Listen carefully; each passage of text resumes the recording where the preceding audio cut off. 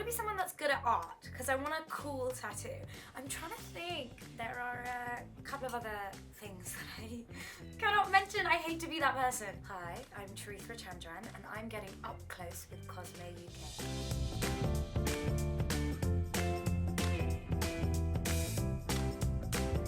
My style icon is a mix of two people. Tracee Ellis Ross, because I love her use of fun colours and bold patterns.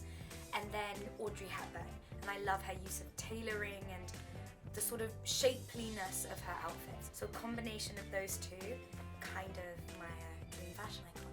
I think the person who's really good at getting people together and like to do social stuff is Bessie Carter, who plays Prudence Featherington.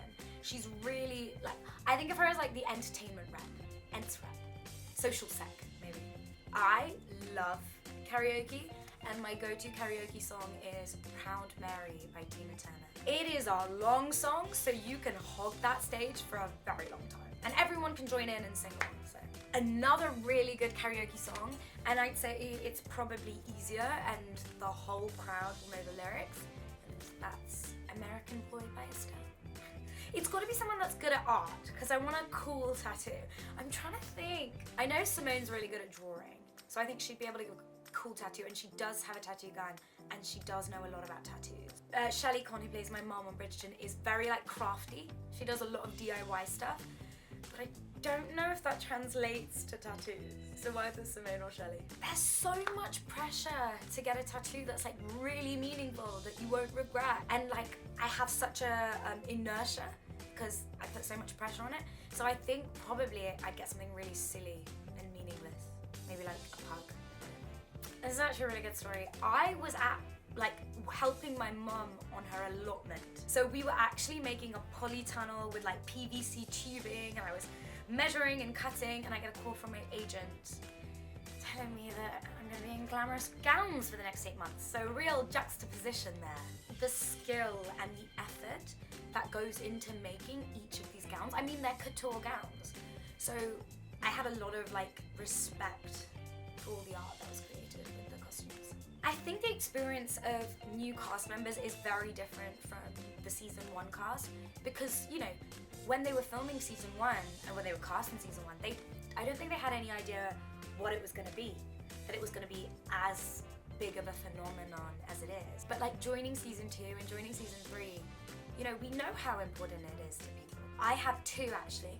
Feeling like very generous today. So the first thing is, and I got this from a lovely person that I met at the British Fashion Council, the best eyebrow gel to get like feathered laminated brow look is actually to use latex-free eyelash glue. Because I have very horizontal brows, so if you actually brush them up with latex-free eyelash glue, they stick, and you can get that kind of laminated look without having to actually laminate them. And then the other tip is, and I got this from a YouTube video that Sir John, Beyonce's makeup artist, did, where he said he uses eye cream as lip balm because it won't add like that kind of glossy texture that Vaseline or gel might have.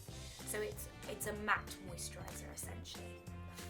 I mean, like if I'm being practical, it would probably be my phone, a phone charger, and electricity. But if I'm thinking like non-practical things, probably chocolate, tequila, and like Tabasco. I love food, so yeah, they're all food related. So the best style advice I can give is don't focus on trends. Find out what you enjoy, what works for you, regardless of whether you see it in the magazines or whatever. Just be true to yourself. And don't be afraid to experiment. Truly, my go-to look is a jeans and a nice top. I mean, it's just so effortless and it's classic and you don't have to think about it too much. So right now, I'm loving the Levi's wedgie straights. They're just so flattering and easy to wear. And then I love having like a colourful printed top on with some fun colourful boots.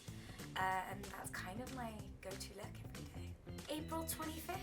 It's not too hot, it's not too cold. That's from one of my favourite movies, Miss Congeniality. Famously, Cheryl gets asked, what's her perfect date? I think that it depends on what the number date is. I think the first few dates I way prefer like drinks where you can actually look at someone in the eye and get to know them and talk to them. But generally, after the first few dates, I love activity dates. I love doing like maybe bouldering or going for a hike or, you know, whatever. I think that's, to be able to share an experience with someone is really fun. Essays in Love by Alain de Botton. And another book I'd recommend is When Breath Becomes Air by Paul Kalanivi. It's devastating, but for me it's about the like exploration of what it means to be human, which is obviously a very important one. I also love All About Love by Bell Hooks. I actually think for young women especially, I think that is a really important book to read. Succession. I say this in every interview, like genuinely, I would love to be in Succession. But so much.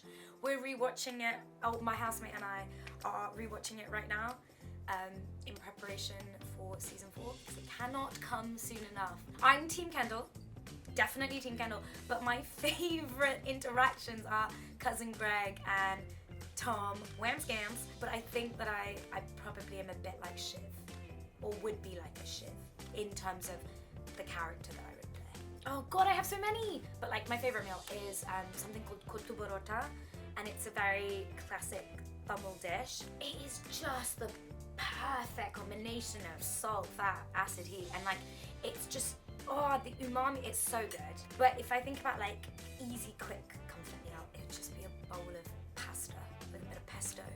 Before the show and the following, etc., I think I really was very open about the ups and the downs. And I think that when you have now a lot of people watching you, you do feel the scrutiny a bit more. And I have noticed myself holding back a lot. And I think that's something that I need to change, and I need to go back to feeling like myself. But it's a process, I'll figure it out.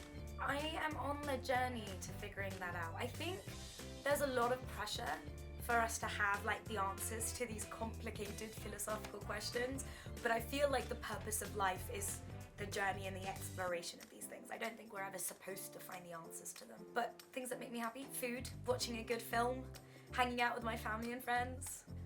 So I've just wrapped filming on a movie, which will come out next year. I cannot say when. And I'm developing a limited series at the moment. And there are a couple of other things that I cannot mention. I hate to be that person. But what I'm really excited about in terms of the industry is that there really is a push to have diversity in front of the camera and behind the camera, which is equally as important. And like the projects that you hear circulating, whether I'm involved in them or not, are so cool and are going to be so important for future generations in terms of representation, and it is incredibly exciting. Thank you for watching. Mwah.